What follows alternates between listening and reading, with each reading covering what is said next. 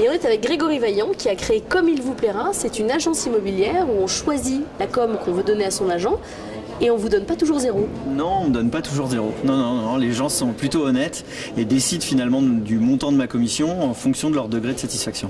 Mais alors il faut avoir une valeur ajoutée forte. En fait, il faut bien faire son travail jusqu'au bout. C'est-à-dire que parfois, les agents considèrent que peut-être qu'une fois que c'est vendu, ils s'arrêtent là. Or, pour moi, ce n'est que le début de la relation finalement. Et donc, il faut être présent du début jusqu'à la fin. Faire une bonne estimation, bien entendu vendre le bien, être disponible, réactif. En gros, les emmener de A à Z jusqu'au bout pour qu'ils aient l'impression qu'il n'est absolument rien à faire.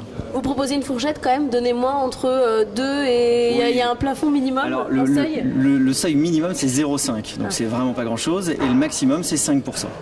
Et en général, on en est où? Alors en général, je ne peux pas vous dire parce que sinon j'influencerais les futurs vendeurs. Ce que je peux vous dire, c'est qu'aujourd'hui, ça fait à peine 2 ans que j'ai lancé le concept, que j'ai eu une personne qui m'a donné 0,5 et j'en ai eu 2 qui m'ont donné 5%. Et depuis, vous êtes très fâché avec la personne qui vous a donné 0,5? Pas du tout, c'est son choix, c'est son choix. Vous avez fait appel à une agence de com pour trouver ce nom, Comme il vous plaira? Pas du tout, à une Vous amie. avez payé très cher? Non, pas du tout, à une amie. Voilà, c'est une amie autour d'un bon repas qui m'a dit « Et si tu appelais ton concept Comme il vous plaira ?» Je trouvais ça très bien, voilà comment c'est venu. Bon, vous allez pitcher devant tous nos téléspectateurs une agence immobilière, il va falloir bien se défendre. Hein. Ouais, mais bien sûr, mais les gens voient leur intérêt et comprennent le sens de mon concept. C'est un renversement du rôle de l'agent immobilier. On pense que c'est plutôt auprès de l'acheteur et qui doit conseiller. Non, vous dites c'est le contraire.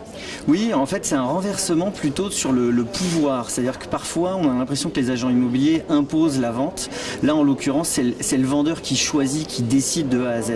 Et finalement, aujourd'hui, en tous les cas, le marché est un marché de vendeurs. Et c'est finalement les vendeurs qui ont plutôt le pouvoir.